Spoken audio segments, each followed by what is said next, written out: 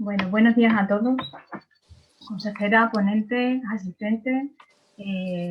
Os damos la bienvenida a la jornada final del proyecto Life Cycles for Industries. Lo primero es recordar algunas normas de la evolución de la jornada. En la medida de lo posible, os rogamos que os identifiquéis en el listado de participantes con vuestro nombre y vuestra empresa. Se van a silenciar los micrófonos de los asistentes para que se favorezca el sonido general y no haya acoples de sonido. También está habilitado el chat en el que se podrán plantear preguntas que se resolverán en la medida de lo posible al final de la jornada o las haremos llegar a los técnicos correspondientes para que contesten vía email. Para facilitar el visionado de la presentación, os recordamos que podéis habilitar en la esquina superior derecha la vista del hablante y de esta forma aparecerá la pantalla compartida en un tamaño mayor. Y sin más, doy la palabra a José Luis Llerena Ruiz, director de CETAES, para que dé la bienvenida a esta jornada. José Luis. Gracias, Ana. Buenos días, bienvenidas, bienvenidos a la jornada final de resultados de presentación de resultados del proyecto Life Cycles for Industries. Consejera de Transición Ecológica y Sostenibilidad de la Junta de Extremadura, es un placer tenerte con todos nosotros aquí, socios y compañeros del proyecto y resto de asistentes.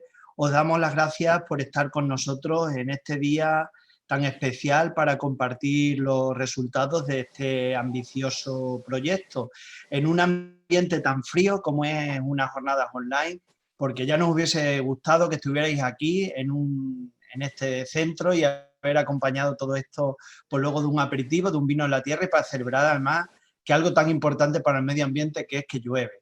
Así que las cosas son como son y esperemos que gracias a la ciencia y el esfuerzo de todos nosotros pase todo esto cuanto antes y podamos vernos y hacer las cosas como nos gusta.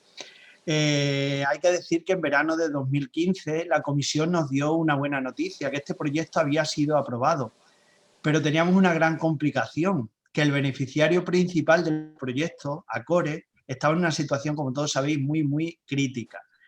Pero aún así recepcionaron el proyecto, por lo que siempre estaremos agradecidos a esta cooperativa y además le vamos a agradecer otra cosa luego al final y a su presidente en aquel momento, Manuel Ortega, que recepcionaron el proyecto y también tuvimos luego la suerte y la fortuna de que Intromar aceptó ser líder del proyecto, por lo que gracias a Manuel Martínez Castizo y a todo el fantástico equipo de Intromar, pues llegó felizmente a buen puerto esos comienzos tan peculiares y también hay que decir que todo eso fue gracias a la perseverancia también de Gestiona Global. Hoy os presentamos los resultados de un consorcio que ha trabajado en un proyecto europeo, pero netamente extremeño. Es muy importante que nos queramos en esta tierra que muchas veces pues tenemos grandes problemas, tenemos problemas de infraestructuras, tenemos algunos problemas de comunicaciones, pero se van solucionando, pero creo que es importante también que visibilicemos que tenemos talento, que tenemos capacidad, que tenemos empresas y centros tecnológicos pues para comandar pues un equipo multidisciplinar pues liderado por Intromar, en el cual hemos contado con algo tan importante como es la Agencia Extremeña de la Energía, con empresas importantes como Aqualia, la ingeniería Design, ENCE, la consultoría ambiental Gestiona Global, Estructura y Placas Extremadura, Sociedad Limitada del Grupo Manzano y por supuesto pues el equipo del Centro Tecnológico Nacional Agroalimentario. Quizá lo más importante del proyecto, que ahora los miembros del consorcio van a presentar los resultados, pero a mi juicio es el gran ambiente que se ha generado pues, en este grupo, ¿no? Está dando ya sus frutos porque ya todos estamos pensando en continuar en este proyecto, en otros proyectos parciales donde le estamos dando resultados a muchas empresas de la región y de otros puntos y que debido a la maldita pandemia pues como es tradicional, este gran equipo y compenetrado pues, de técnicos de este centro pues no va a poder celebrar el aperitivo tradicional de Navidad, pero en otra ocasión será, ¿no? Pues en nombre de Manuel Martín Castizo, gerente de Intromar, que hoy no puede estar con nosotros, os damos la bienvenida a esta jornada en un día tan especial para todos nosotros, ya que es el 20º aniversario de la compra de los activos de estas instalaciones a Nestlé. O sea, fijaos cómo en un proceso que por decía al principio que lideró Acores también, pues empresas se metieron en algo tan complicado como era hacer I+D+I. Entonces otra realidad como la de este proyecto, como desde Extremadura se pueden hacer cosas gracias al talento y gracias a la perseverancia. Así que muchísimas gracias a coordinación técnica y económica, agradeceros y seguro que tenemos que seguir trabajando en otros proyectos. Tiene la palabra la consejera de Transición Ecológica y Sostenibilidad, Olga García, a la cual estamos muy agradecidos también de su trabajo en su anterior etapa. Así que tienes la palabra, Olga, gracias. Bueno, pues buenos días a todos, especialmente a ti, querido José Luis. Y gracias, director, por invitarme a la jornada final de este proyecto LIFE. Yo estoy segura de que los resultados del mismo tendrán el elevado nivel de excelencia de todos los proyectos en los que participa ZX. Mira, aunque tenemos claro que la economía circular es una concepción transversal que no se limita solo a la gestión de residuos, el proyecto que nos ocupa resulta especialmente interesante desde la perspectiva de nuestra consejería porque aúna elementos en los que nosotros trabajamos a diario. Las depuradoras de aguas residuales, las plantas de biomasa y los residuos que proceden de ambas. Yo creo que son ustedes perfectamente conocedores de que las políticas verdes y circulares son prioritarias para Europa y también lo son para la Junta de Extremadura. La estrategia de crecimiento en vigor para Europa es el Pacto Verde Europeo y este pacto prioriza la lucha contra el cambio climático y la degradación del medio ambiente y busca que la Unión Europea se transforme en una economía moderna, eficiente en la utilización de los recursos y competitiva. El criterio de la sostenibilidad es preponderante en estos momentos en todos los ámbitos y en todos los fondos, incluido el Fondo de Recuperación, que debe convertirse en un motor de nuestra recuperación. Tenemos que saber aprovechar esta nítida línea de actuación que nos muestra Europa para convertir estos retos precisamente en oportunidades de desarrollo. Europa quiere convertirse en el líder mundial en la gestión moderna de residuos y desarrollar su economía circular. Y para ello, en los últimos años ha venido publicando 4 nuevas directivas sobre residuos. Han ido actualizando la Directiva Marco de Residuos, que data del 2008 y cuyo objetivo es contribuir a evitar los residuos y, cuando ello no es posible, a intensificar de forma notable el reciclado de los mismos. De tal manera que ya estamos trabajando intensamente en toda la Unión Europea para establecer las bases con las que construir un sistema económico más resiliente y más adaptable a la escasez de materias primas y recursos energéticos. Un modelo circular que favorezca el que los recursos biológicos se mantengan el mayor tiempo posible en la cadena productiva con el fin de lograr que no existan recursos sin aprovechamiento. En esta misma línea, en marzo de este año se aprobó el nuevo Plan de Acción que acelerará la transición de la Unión Europea hacia una economía circular, reforzando la industria, contribuyendo a la lucha contra el cambio climático y preservando el medio natural. Es un mecanismo que yo diría que es muy oportuno y lógico, dado que la mitad de las emisiones totales de gases de efecto invernadero y más del 90% de la pérdida de la biodiversidad y el estrés hídrico también se deben a la extracción y al tratamiento de los recursos. En este marco, me gustaría hacer hincapié en que para adaptar la economía extremeña a un futuro ecológico, para que logremos una economía verdaderamente eficaz, es imprescindible el esfuerzo y la colaboración estrecha de todas las partes interesadas, incluyendo a las administraciones, las empresas y los consumidores, que deben unirse en la búsqueda y desarrollo de soluciones transversales que fomenten una transición equilibrada y también justa. La Junta de Extremadura es consciente de la importancia de incorporar la economía circular como elemento clave para favorecer el cambio hacia un modelo de desarrollo sostenible.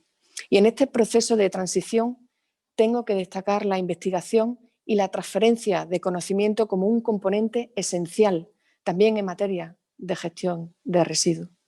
Asimismo, para acelerar la transición hacia una economía circular, creo que la colaboración público-privada es uno de los principales mecanismos. Y aunque en estos últimos años se ha avanzado en esta dirección, yo considero que no es suficiente. Tenemos que seguir fomentando espacios de diálogo entre el sector público y el sector privado que faciliten la convergencia de los objetivos y las necesidades, construyendo agendas de investigación e innovación compartidas por organismos públicos, universidades y el tejido empresarial. Aún existen muchos estereotipos que romper, por ejemplo, ir más allá de la perspectiva sectorial de la investigación y la tecnología, así como de sus aplicaciones. Considero que el desarrollo de la economía circular y, en general, el aprovechamiento de los residuos en particular, requiere de una aproximación, yo diría, multisectorial y de tecnologías transversales con múltiples ámbitos de aplicación, donde la innovación de materiales, productos y procesos constituye un factor, a mi juicio, determinante. Creo que el proyecto cuyos resultados hoy conocemos es un buen ejemplo de ello. El aprovechamiento de la ceniza y de otros compuestos orgánicos peligrosos que están presentes en los lodos de las depuradoras y su aplicación posterior, pues puede considerarse un referente de, yo diría, de creatividad en materia de circularidad, que además contribuye a un mejor uso de la energía y también del agua. Por eso yo creo que tenemos que congratularnos por el desarrollo de este tipo de proyectos y os felicito verdaderamente porque cada vez que un residuo se reintegra en el sistema económico vuelve a ser un recurso para nuestro proceso productivo, generando valor y también posibilitando nuevas oportunidades de negocio y también de empleo, a la vez que se reduce el impacto ambiental de las actividades industriales. La economía circular y la transición ecológica forman, yo diría, una simbiosis perfecta en Extremadura y políticamente son una de nuestras prioridades, porque pueden contribuir de forma destacada al modelo económico que estamos impulsando en nuestra Extremadura, en nuestra región, tanto para su competitividad como para su sostenibilidad. No es la primera vez que nos comentamos que desde la Consejería para la Transición Ecológica y Sostenibilidad estamos apostando por lograr una economía climáticamente neutra en 2030, al mismo tiempo que incentivamos la mejora de la gestión y el tratamiento de los residuos. Por ello, de verdad que observamos con grandísimo interés este tipo de proyectos. Apoyamos y alentamos todos los esfuerzos que se vienen haciendo en materia de valorización de residuos, donde tenemos, yo diría que un amplio campo por delante en el que trabajar y muchas oportunidades de generar valor para nuestra región en beneficio de las empresas, de nuestros ciudadanos y también de nuestro entorno natural. Por eso espero y deseo que el recorrido de los resultados de este proyecto sea amplio y provechoso y también que sirvan como estímulo para muchos otros proyectos que tienen que venir. Nada más y reitero nuestro agradecimiento por la oportunidad de participar en la apertura de esta jornada y os deseo lo mejor y también unas felices Navidades. Un fuerte abrazo. Muchísimas gracias, Olga, por tu intervención y por esas palabras. Bueno, te invitamos a que continúes en la jornada si así te parece interesante. A continuación vamos a pasar a presentar los resultados del proyecto LIFE y Circus for Industries, Economía Circular e Innovadora en las Industrias de Energía, Agua, Fertilizante y Construcción para una Economía Regional Sostenible. Así que damos paso a Ángel Encinas, de Aqualia, que va a hacer una introducción general del proyecto. Ángel. Hola, buenos días. Voy a compartir mi presentación.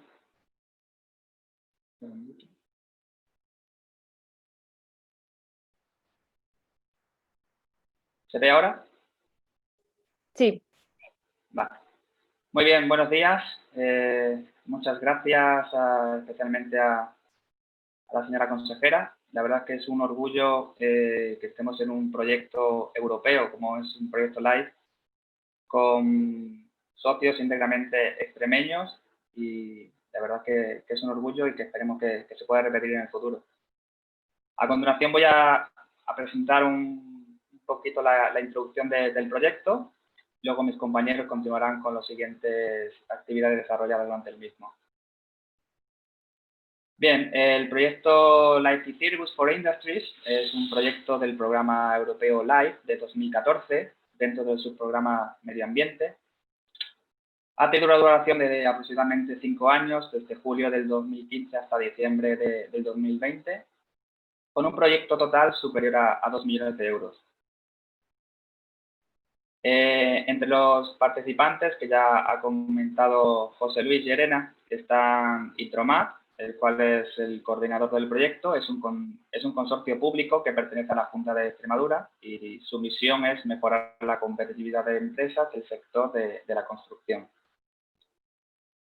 Además, contamos con CETAEX, el Centro Tecnológico de Investigación sin ánimo de lucro fundado en el año 2000 por una asociación de las empresas agroalimentarias locales más representativas. Tiene una amplia experiencia en proyectos de I+D a nivel regional, nacional e internacional, y además está certificado como centro tecnológico y como oficina de transferencia tecnológica. Aqualia, la compañía a la que pertenezco, es la tercera compañía de gestión del agua más grande de Europa y la séptima del mundo. Forma parte de los servicios medioambientales del grupo FCC y está presente en 35 países y 4 continentes. Aqualia abarca todo el ciclo del agua, gestionando desde el abastecimiento a la depuración en más de 1.100 poblaciones y sirve a más de 23 millones de personas en todo el mundo. En cuanto a design, es una pyme extremeña centrada en proyectos industriales eléctricos y mecánicos, también en arquitectura y planificación urbana, ofreciendo soluciones globales de diseño, planificación y gestión de la construcción. La Agencia Extremeña de la Energía, AGENEX, es un organismo público participado por el Gobierno regional y las 2 diputaciones de Badajoz y de Cáceres. El objetivo de AGENEX es apoyar a los legisladores locales y regionales en la definición de estrategias y directivas en el campo de la energía, así como potenciar la implementación de tecnologías verdes, además de promover el cambio de mentalidad en el público general. En cuanto a gestión global, es una pyme consultora con experiencia más de 10 años en desarrollar partenariados en proyectos medioambientales europeos. ENCE es una compañía líder en España en el mercado de la producción de energía renovable a partir de biomasa forestal y cultivos energéticos. ENCE tiene una producción eléctrica anual de unos 1.900 gigavatios hora. Y finalmente, Estructuras y Placas Extremadura es una compañía de construcción creada en 2003. Pertenece al grupo de empresas Grupo Manzano, fundado hace 30 años y está especializado en placas de hormigón para edificación, barcos y piscinas. Bien, una vez presentados los socios, como he comentado al inicio, el proyecto se desarrolla íntegramente en la región de Extremadura, donde todos los socios podemos ver que están ubicados en una sede en esta región, lo que favorece el concepto de economía circular. Aquí vemos un programa del proyecto donde se observan todas las acciones que se han venido desarrollando desde julio del 2015.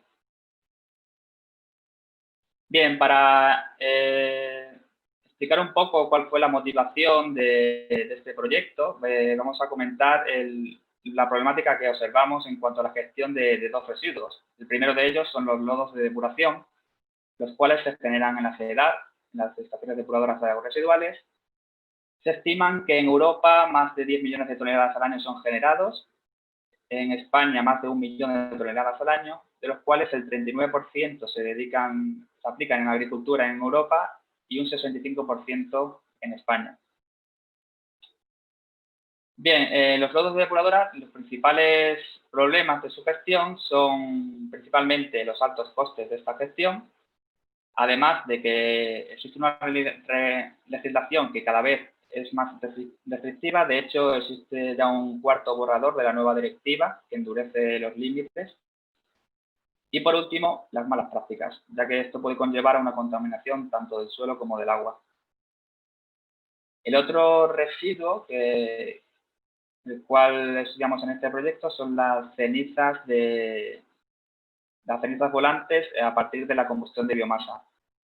En este caso se generan en las plantas de energía de combustión de biomasa, las cuales se estiman que más de 6 millones son producidas en Europa, más de 80.000 toneladas al año en España y más de 40.000 toneladas al año en España de las cenizas de fondo.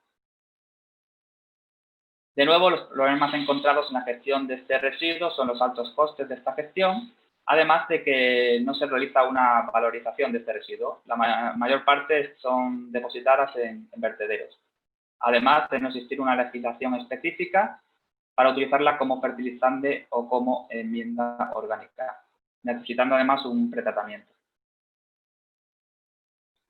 Bien, una vez conocidos los residuos y la problemática que queremos estudiar, quiero mostrar un vídeo en el cual se explica el concepto del proyecto Icirgus.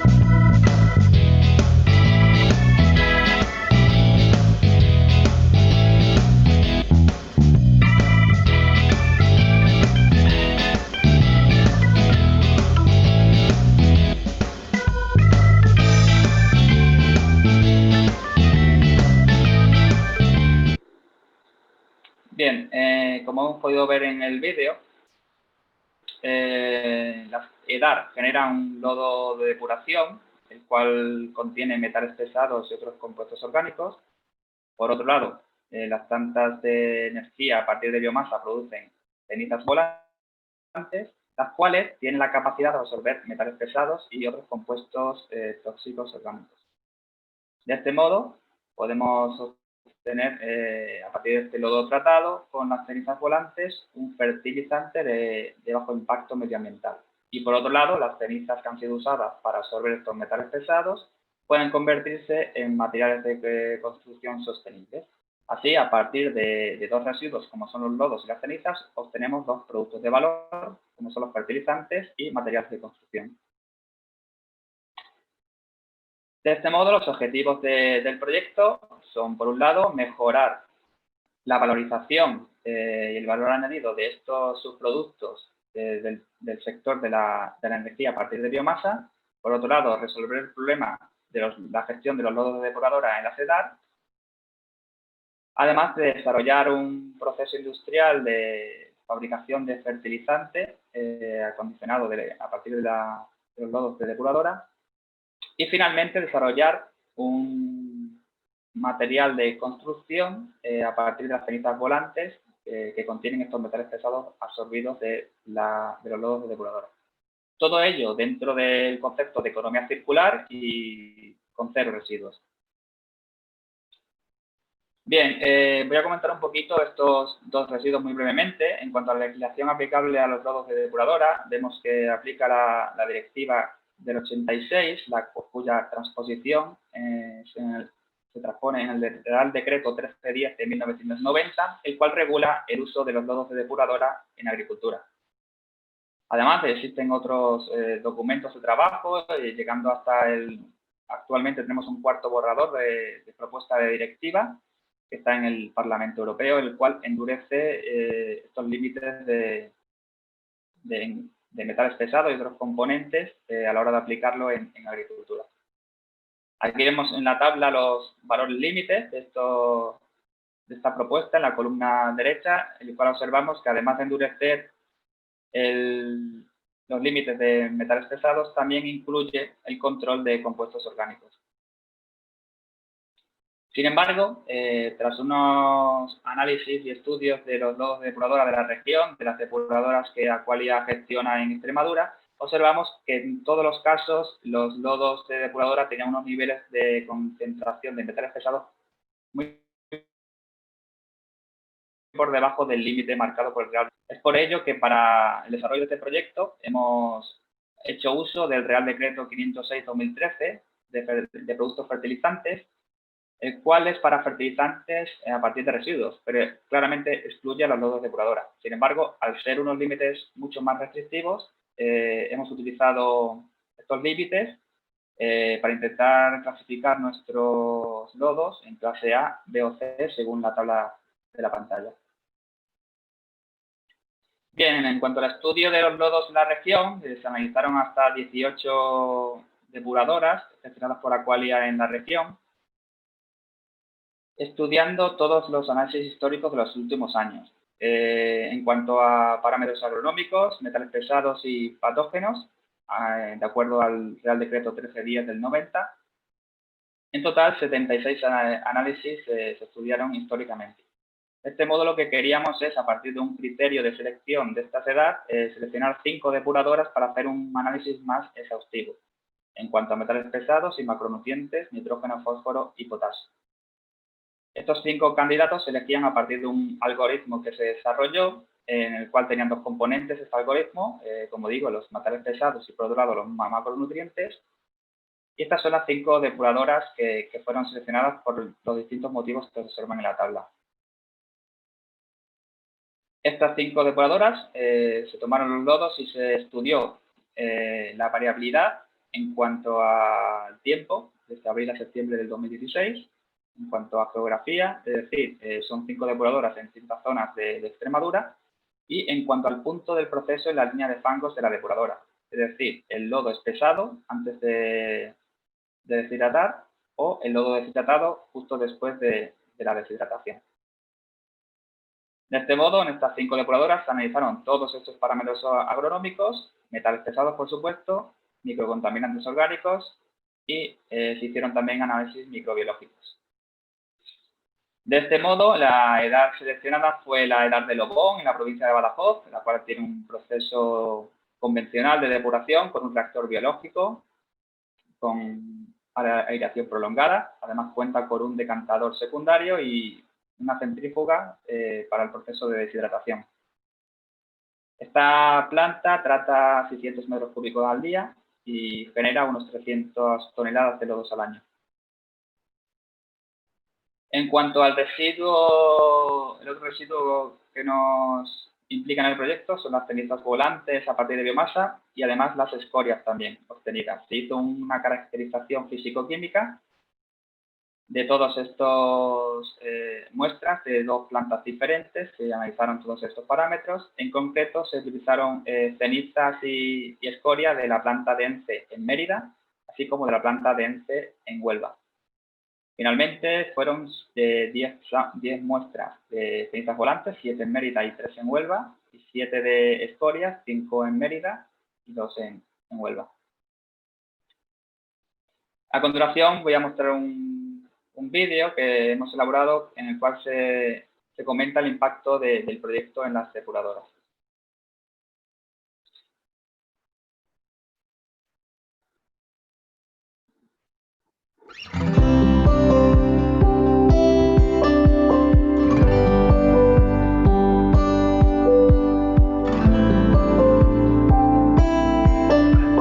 El proyecto ICIRBUS pretende dar respuesta a la problemática que existe en algunas plantas depuradoras, donde los lodos generados tienen un contenido en metales pesados superior a lo que marca la legislación.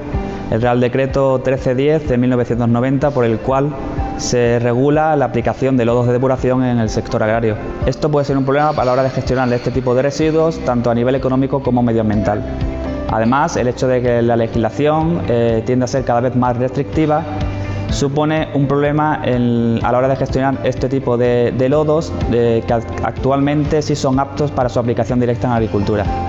La solución que propone el proyecto ICIRBUS es reducir este contenido en metales pesados por debajo del límite que marca la legislación vigente, suponiendo esto que los lodos de depuración podrán ser aplicados directamente en la agricultura con el beneficio que supone tanto a nivel económico como medioambiental.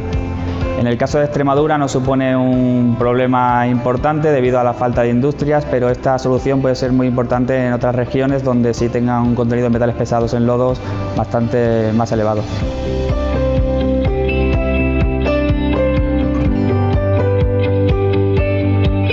El proyecto LIFE ICIRBUS for Industries ha recibido fondos del programa LIFE de la Unión Europea. Bien, y para concluir, comentar que está elaborando un Layman Report, un informe divulgativo que estará disponible para descargar en la página web. Además, será enviado a los asistentes a esta jornada al final del proyecto. Finalmente, no quería concluir sin agradecer al Ayuntamiento de Lobón su colaboración para poder desarrollar este proyecto en sus instalaciones. Muchas gracias. A continuación, mi compañero Miguel Ángel de Design va a presentar un poco cómo se diseñó y cómo se construyó el prototipo del proyecto. Gracias. Hola, buenos días. Soy Miguel Ángel Bueno de Design Ingeniería y voy a proceder a la presentación del diseño del prototipo.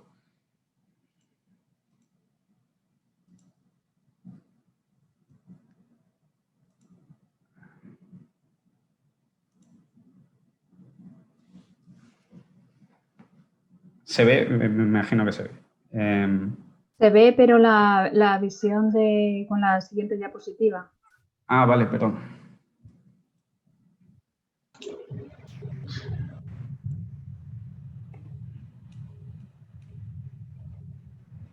Espera.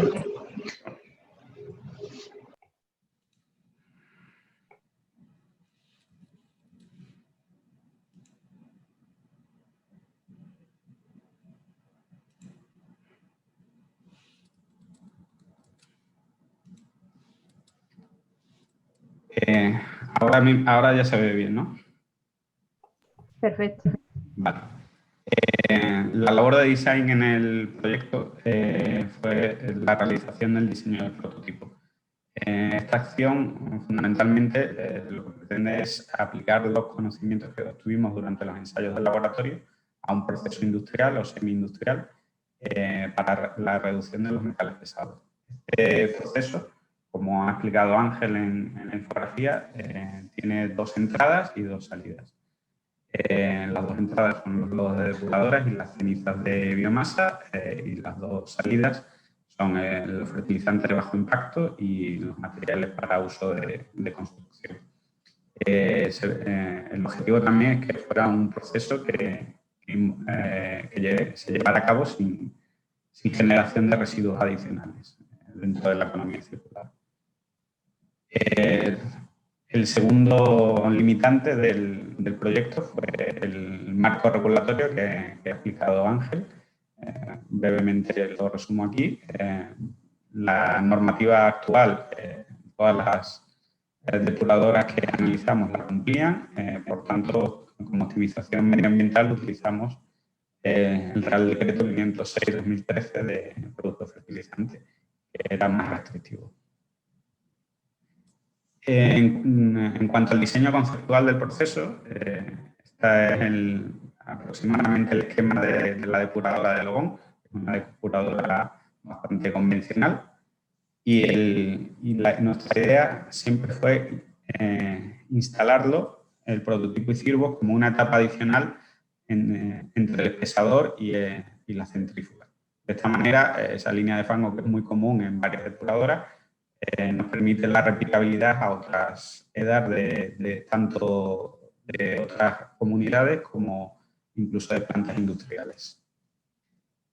Se elige situarse a la salida del espesador porque trabajamos con un porcentaje de humedad alto. Es más fácil trabajar con el lodo con alto contenido en agua y sin coagular, porque durante la centrífuga se añaden elementos coagulantes y era más difícil tratarlo. Entonces, fundamentalmente lo diseñamos como una capa adicional en la línea de fango. Evidentemente, como era un prototipo a escala semi-industrial, no se trataba la totalidad de la producción de la línea de fango. Por lo tanto, a nivel proyecto, lo que trabajaba únicamente en bypass. Nosotros, el prototipo que instalamos tenía la capacidad de tratar el 30% de la producción del espesador, mientras que el 70% se circulaba directamente hacia la centrífuga. La parte de arriba es la línea de fango que he señalado en la diapositiva anterior. En un proceso industrial sería una capa adicional completamente integrada. Durante el proyecto fue únicamente un bypass, asegurando la replicabilidad, como he comentado anteriormente.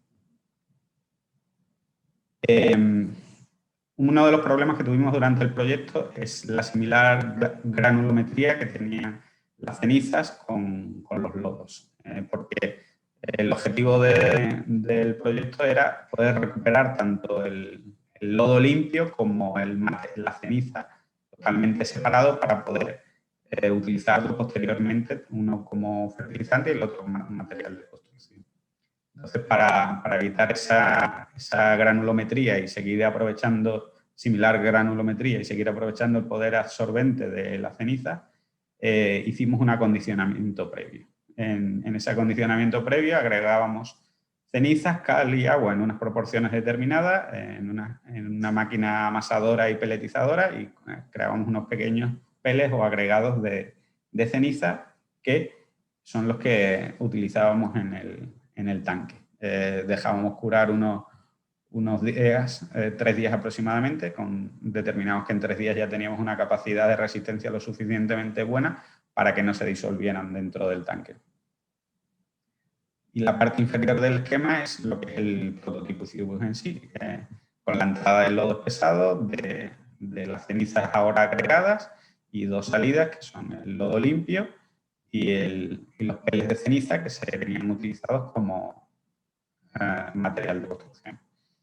El prototipo Cirbus tiene una capacidad de tratamiento de 1.371 kilos de lodo al día y sí es cierto que tuvimos que disponer un almacén intermedio de 400 litros para, antes de llegar a la centrífuga, porque la capacidad que tiene la centrífuga de la edad de Lobón es muy superior al flujo que salía del prototipo Cirbus. Entonces, acumulamos varias rondas y antes de mandarla a la centrífuga. En un funcionamiento en línea, la descarga del tanque podría ir directamente a la centrífuga.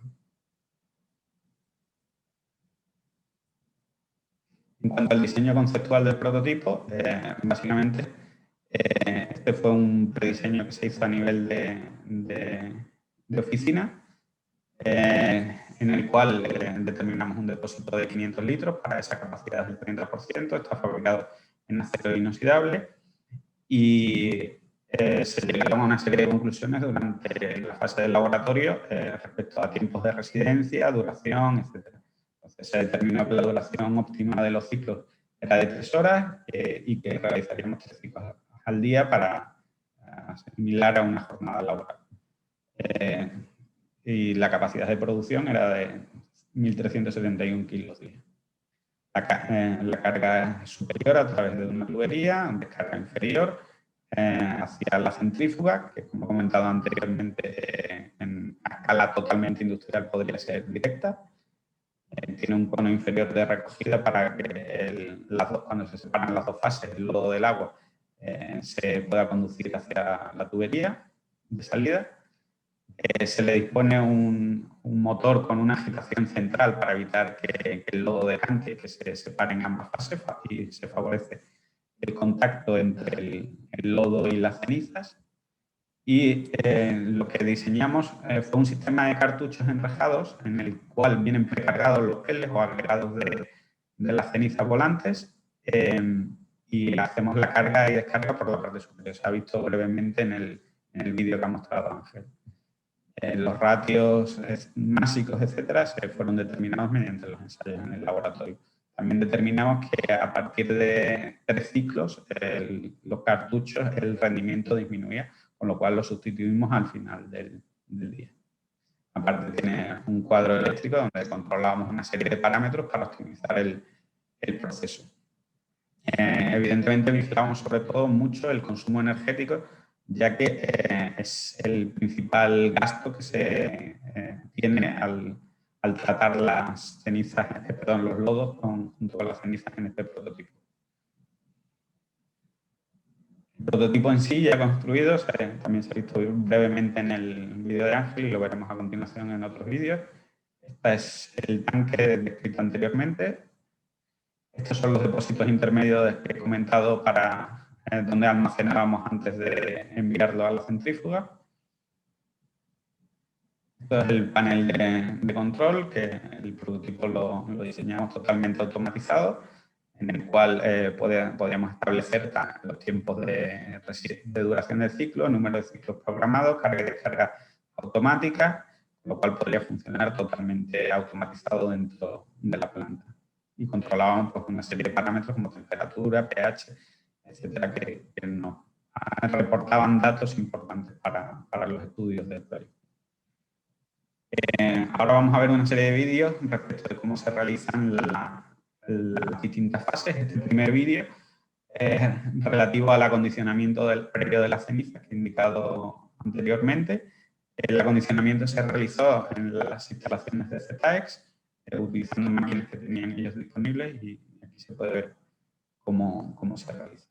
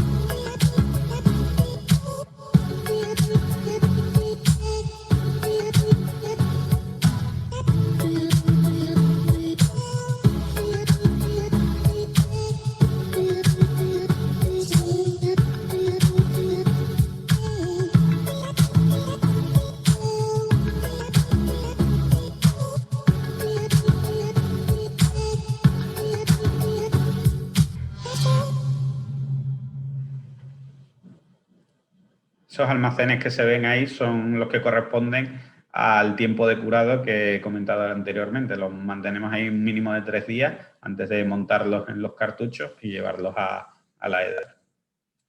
Aquí ahora vamos a ver tanto la instalación del prototipo como las primeras pruebas que realizamos con él en la EDAR.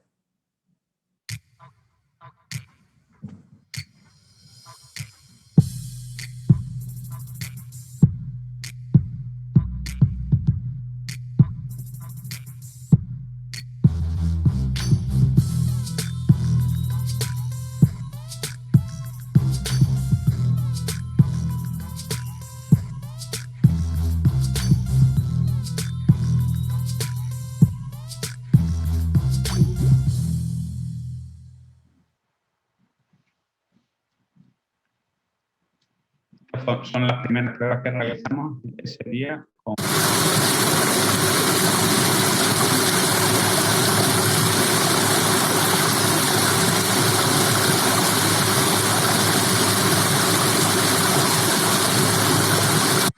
Estas pruebas están realizadas con agua, en la que podemos ver cómo el eje impulsa al líquido hacia los cartuchos para poner en contacto íntimo el lodo con los peles de ceniza o agregados de ceniza.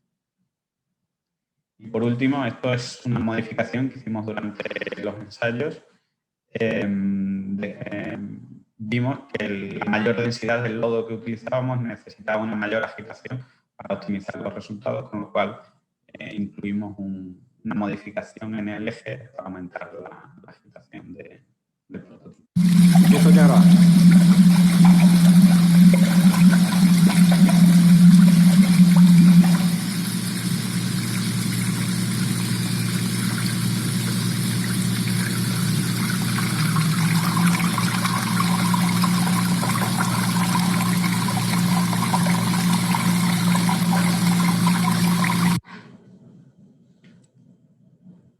Los resultados de las rondas de análisis y de las características que hemos obtenido tanto del lodo tratado como porcentaje de reducción de metales pesados, voy a proceder ahora a explicarlo ascensión de ZX, a la cual doy paso.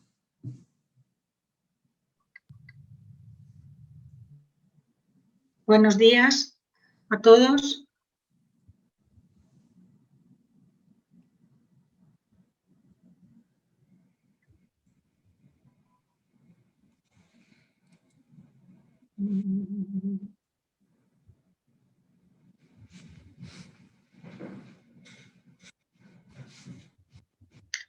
¿Veis mi pantalla? Sí, la vemos. Vale, de acuerdo. Bueno, pues muchas gracias a todos los asistentes. Vamos a comentar el primer producto resultante de este sistema Life y Cirrus desarrollado que Miguel Ángel ha explicado, que son los fertilizantes de bajo impacto. En el esquema general, lo que vamos a hacer va a ser utilizar los lodos tratados con metales pesados, contaminantes orgánicos reducidos para elaborar un fertilizante. La elaboración de los fertilizantes se ha realizado en ZX, concretamente en la finca experimental, porque en ZX tenemos los medios y la experiencia, sobre todo del área de agricultura, que me gustaría destacar. Yo soy solamente una representante de los resultados que hemos obtenido, con una amplia experiencia en compostaje de distintos residuos agroalimentarios, del que me gustaría señalar el Grupo Operativo Regional Baleares. Además, se hizo en ZX porque los fertilizantes que se van a elaborar van a ser validados en campo. Y ZX cuenta con una finca experimental de 23 hectáreas en las que se ha realizado este proceso. El sistema elegido para la elaboración de los fertilizantes es el compostaje aeróbico mediante pilas de volteo, que además asegura una reducción de los microorganismos patógenos que provienen del lodo. Aunque seguro que es conocido para todos, el proceso de compostaje es un proceso oxidativo, biológico, de los residuos orgánicos en condiciones controladas de humedad, temperatura y aireación, y que está realizada por microorganismos. Estos microorganismos necesitan el carbono y el nitrógeno que están disponibles en los residuos para, mediante transformaciones, liberando energía y produciendo una serie de reacciones químicas en las que se genera agua, dióxido de carbono, sales minerales y, lo que es más importante, el compost. El compost es una materia orgánica ya estabilizada, humificada, que además, por el proceso que sigue de altas temperaturas, está libre de patógenos y de fitotoxinas. Ahí tenéis, os muestro imágenes de cuál es el sistema que se eligió y las imágenes de una de las pilas de compostaje que se formaron, que son pilas al aire libre de volteo o llamadas en hileras. Es un sistema abierto que consiste en disponer el material en pilas alargadas, se realizan volteos periódicos para homogeneizar la mezcla y su temperatura, de forma que el calor generado en las reacciones microbiológicas que hemos comentado antes se reduzca, y además hay que controlar humedad y el CO2, y de esta forma con los volteos también se aumenta la porosidad de la pila. Los materiales que entran a formar parte de la construcción de la pila, el primer y más importante es el aporte de los microorganismos que van a trabajar y que van a actuar sobre esos residuos, que fundamentalmente suele ser estiércol o gallinaza.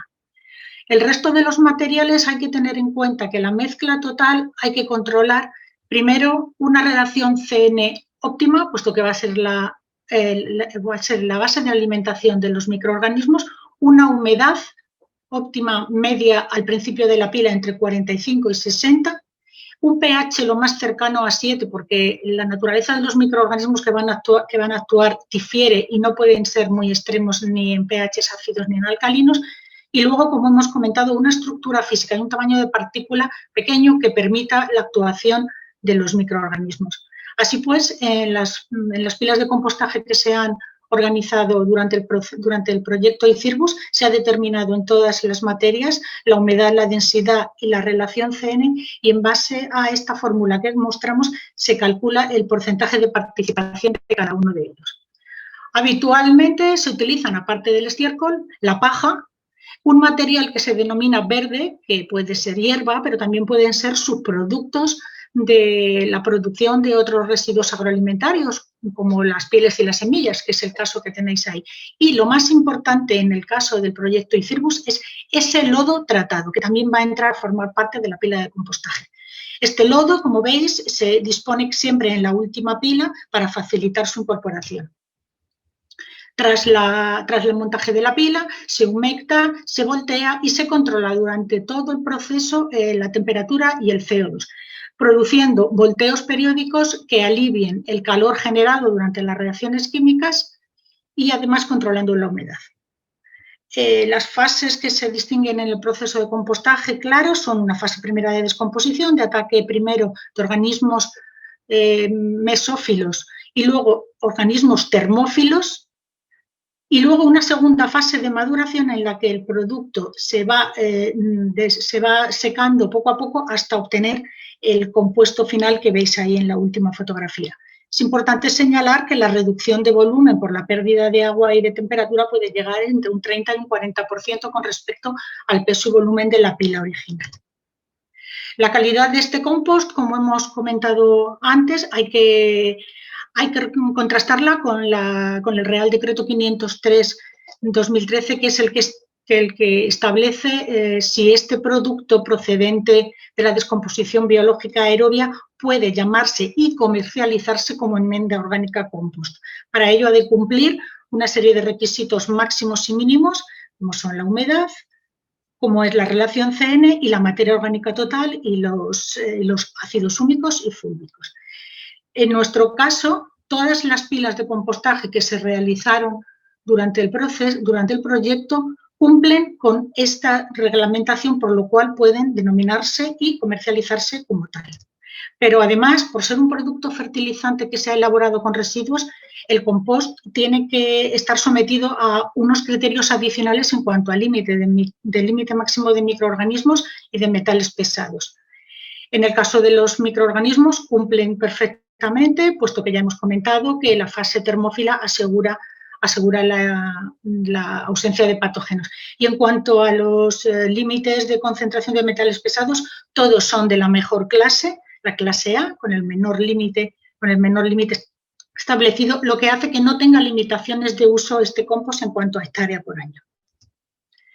Ahí, en este cuadro, reflejamos las 4 grandes pilas de compost que se han elaborado a lo largo del proyecto y cuyo fin era suministrar tanto compost como lodo original para la validación en campo de estos fertilizantes. Todos son de clase A, son compost, y a continuación vamos a ver en qué consistieron la en campo de este producto obtenido.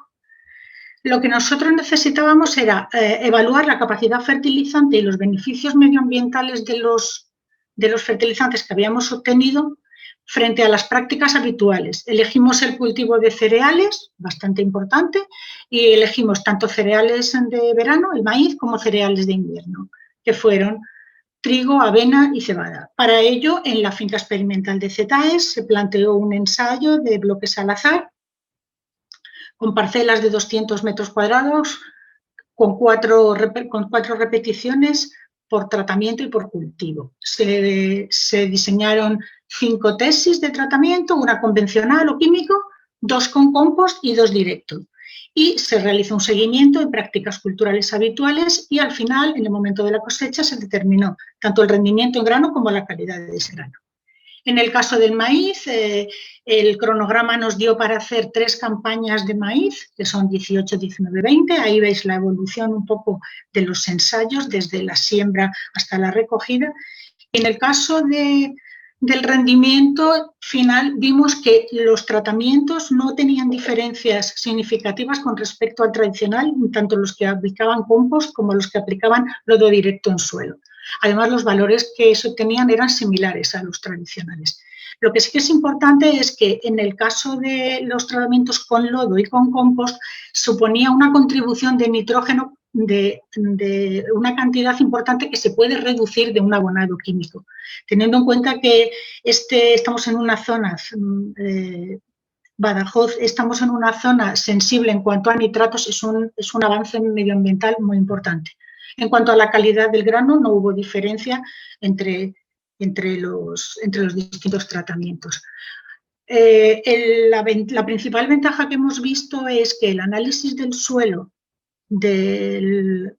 agrícola en el que se han puesto estos ensayos tras la aplicación de estos tratamientos, se han visto mejoras significativas en los tratamientos que tienen compost, concretamente en la materia orgánica, incrementándose en el pH y en alguno de los iones de cambio. Este mismo proceso se ha llevado a cabo en cereales de invierno. Ahí veis la evolución de los cultivos hasta el momento de su cosecha. De la misma forma que hemos hecho con el maíz, en los cereales de invierno se analizó el rendimiento, viendo que no había diferencias significativas con respecto al convencional y con los valores habituales.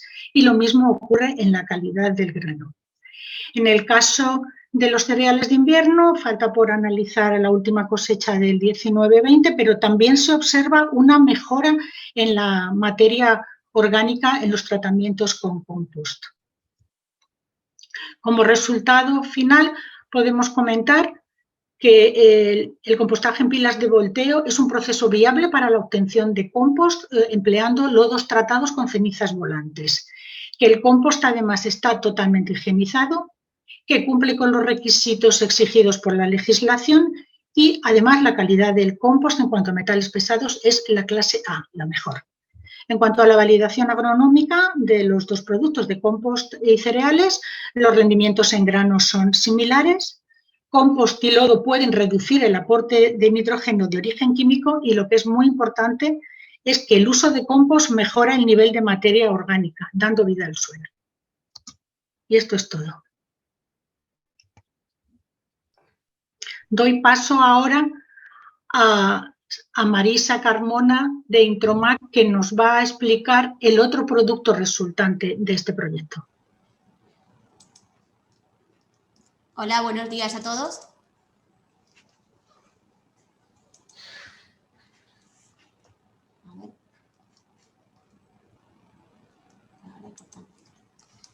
¿Se me escucha? ¿Sí? Perfectamente. Vale, gracias. A ver, voy a compartir otra vez.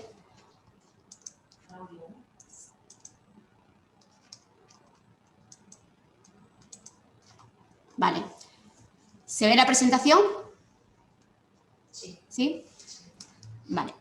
Pues buenos días a todos. Voy a pasar a la parte de productos resultantes relacionados con construcción que derivan del tratamiento que se ha dado a la ceniza en el prototipo tras su función de absorción de metales pesados. ¿Cuál era el objetivo de la etapa de este tratamiento que se estaba dando a las cenizas para, una vez que su función de absorción de metales pesados fuera llevada a cabo, pues era utilizarlo como material de construcción y poder desarrollar materiales en base de cemento con estas cenizas y también con escorias, que es el otro residuo que se genera en las plantas de biomasa. Aquí nos encontramos que no teníamos cenizas ahora como tales, como material purulento, pues como han dicho mis compañeros, tras el tratamiento de las cenizas acondicionadas, ya no teníamos eso material fino, sino que teníamos un agregado por la mezcla que se había hecho con la cal y el posterior tratamiento con los lodos. Entonces pasamos a tener un material granular con propiedades más características de un árido que de una adición o un posible alternativo al cemento, que es el objeto inicial con la que se planteaba ese uso de las cenizas, que una vez que captaran esos metales pesados pudieran pasar a ese material en base de cemento con el encapsulamiento de esos metales y el desarrollo de ese producto. Ahora teníamos un granular. Entonces, bueno, tuvimos que derivar un poco la investigación a ver qué posibilidades tenía esto como material de construcción. A partir de ahí, en Intromac se pasó a hacer una caracterización físico-química de esas cenizas de volantes, pero ya no como tal en polvo, sino como agregado, aunque inicialmente sí hubo un proceso de caracterización microestructural y composicional para ver cómo podían captar esos metales pesados.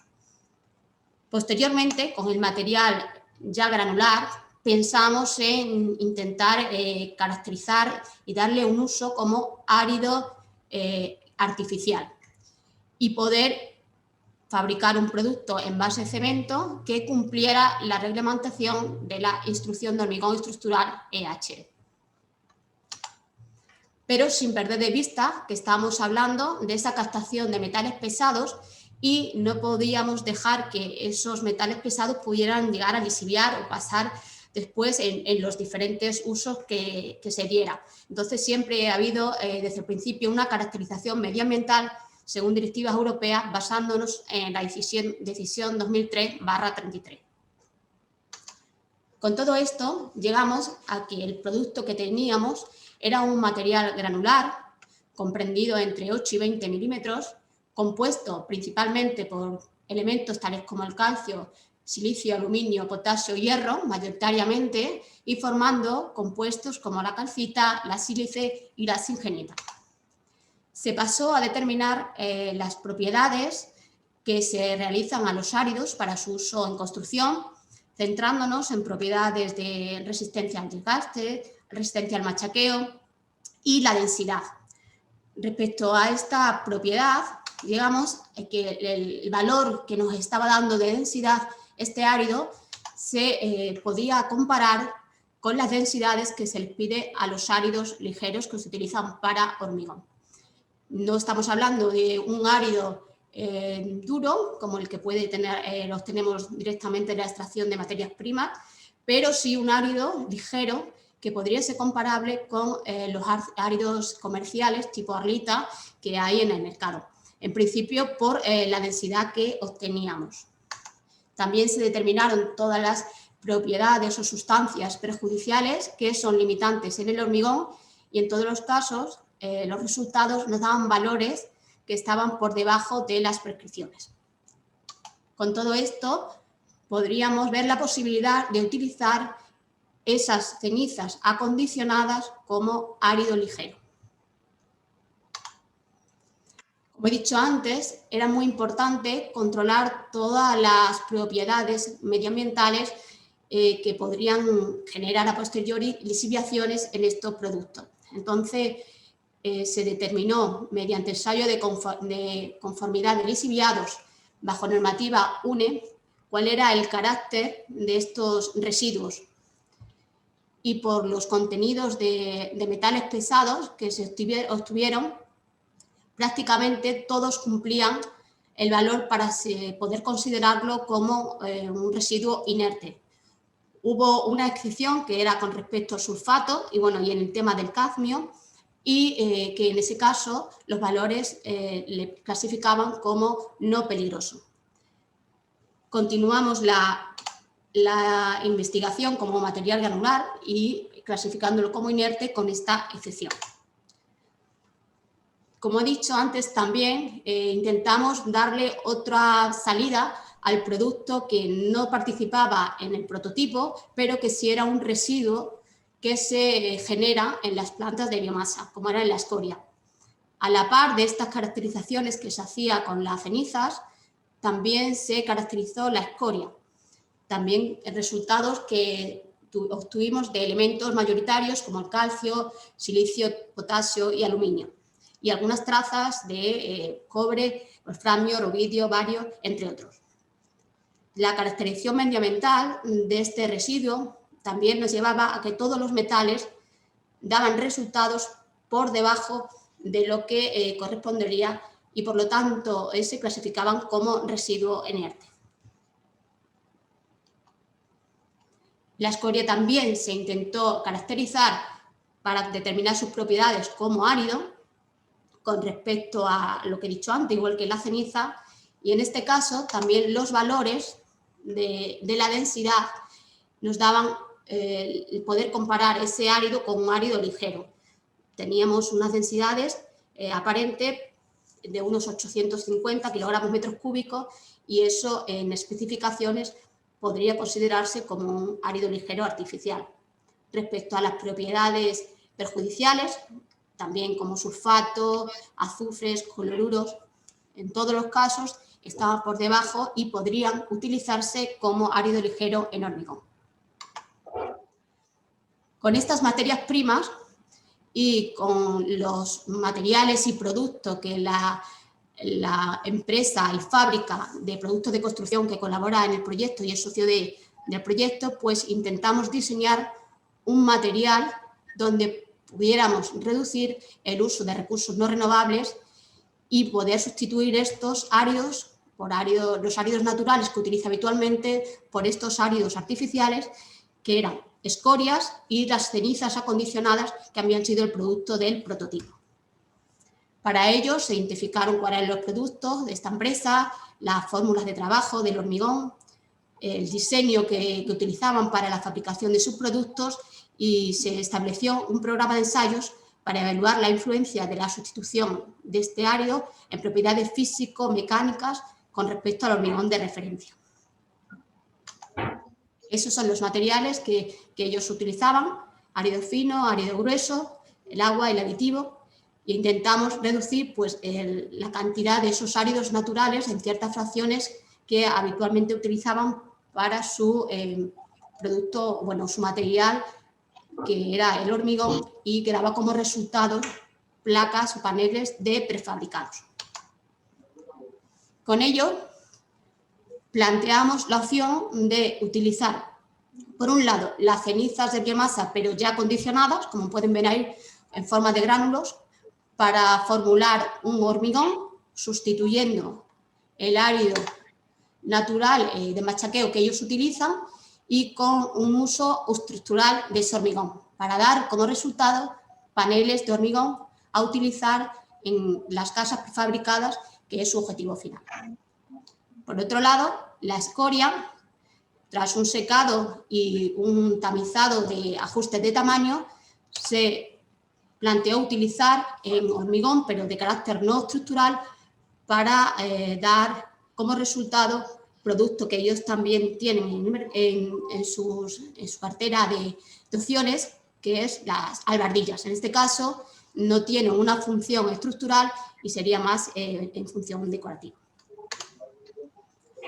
Con todo eso, partiendo del hormigón que se iba a utilizar para los paneles prefabricados, en este caso hormigón estructural, se planteó diseñar llegar a ese producto, pero en este caso en dos capas.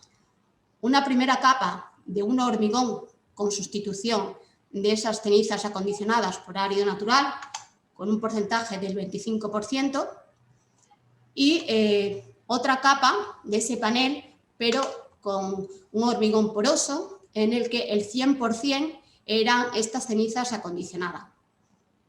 Los datos que obtuvimos con respecto a consistencia y resistencia nos dio como resultado que no hubo una influencia negativa en la resistencia y en la consistencia del hormigón respecto al hormigón de referencia que ellos utilizan. La opción de plantear una segunda capa de hormigón poroso para intentar aprovechar al máximo el producto que habíamos obtenido y además intentar plantear una mejora en propiedades térmicas. Con respecto a estas propiedades, en ese hormigón poroso sí que se observó que había un valor de mejora considerable respecto a los valores de conductividad que se obtenían en el hormigón convencional y en el hormigón con sustitución. El valor obtenido nos daba que era un resultado que estaba dentro de los valores que se obtienen en los hormigones ligeros de arcilla expansiva. Como hemos visto, mejora significativa en el tema del comportamiento térmico de ese hormigón poroso. También se determinaron propiedades acústicas, tanto en ese hormigón con sustitución como en el hormigón poroso, llegando a obtener ciertas mejoras en el coeficiente de absorción acústica, pero ese valor daba como resultado una clasificación muy por debajo de poder considerarlo como un material absorbente. Respecto a la caracterización medioambiental, los ensayos de lixiviado daban como resultado valores de conductividad acumulada en todos los casos por debajo de los límites que hay por las directivas correspondientes, que en ese caso eran valores de 6.000, y también con respecto al pH no se superaban los límites establecidos. Determinando en este material cómo esos metales pesados podrían pasar al lixiviado, pues también obtuvimos que metales como cadmio, níquel, zinc, plomo, estroncio, bario y selenio podría estar dentro de la caracterización de residuo inerte. En ningún caso se superaron los límites establecidos para esta clasificación. Con respecto a las escorias, como hemos dicho, el hormigón que se diseñó era no estructural y para albardilla, se hizo una sustitución de esos áridos naturales del 50% por escoria y los valores que se obtuvieron eran de resistencia muy similares al hormigón de referencia. Pero no se encontraron mejoras en el comportamiento térmico y acústico. Respecto a la clasificación medioambiental, también llegó con resultados de consideración inerte. Bueno, ahora vamos a poner un vídeo en el que se va a ver la fabricación a nivel industrial y podemos observar cómo esas cenizas han pasado a formar parte de los paneles prefabricados.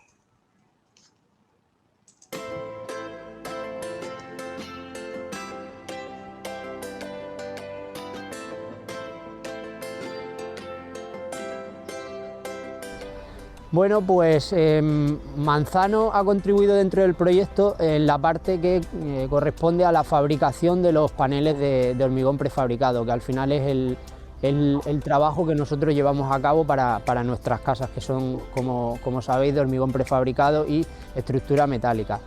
Al final hemos sido un poco el puente de transferencia entre lo que es la investigación y la realidad.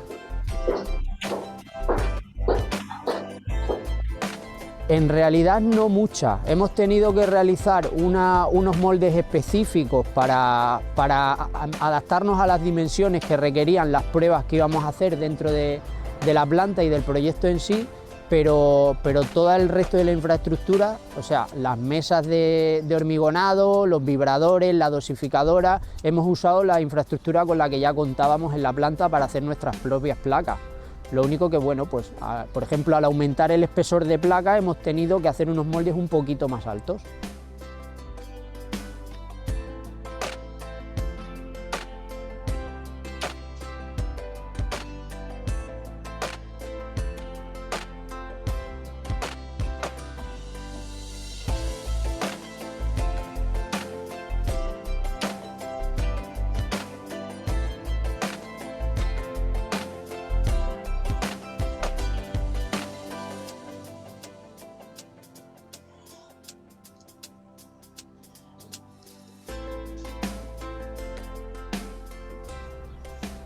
Por supuesto, al final es el objetivo del proyecto, ¿no? El que la investigación se transfiera a la realidad. Al final es un material que de otra forma iría a vertederos, no se aprovecharía y de esta forma no solo se va a reciclar, sino que vamos a obtener unos beneficios a nivel de aislamiento y a nivel de producción de residuos. No dejamos de producir menos residuos. Nuestras placas, si salen de aquí con ese material, no necesitamos usar materiales como aislantes artificiales o naturales, con lo cual o bien dejamos de castigar, por así decirlo, a la naturaleza y de consumir recursos para reutilizar con los que ya contamos y que se desperdician.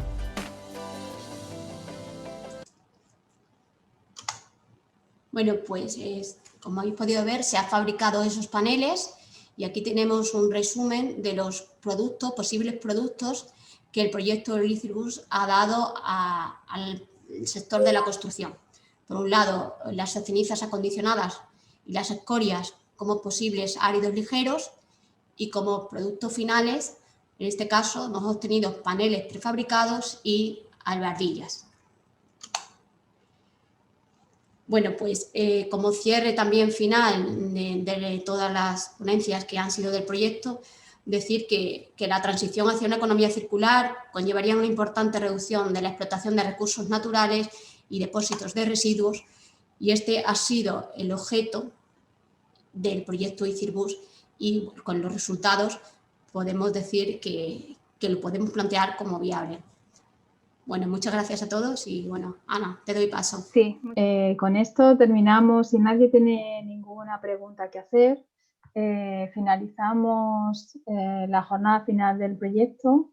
Muchísimas gracias a todos los ponentes y a todos los asistentes por estar aquí hoy.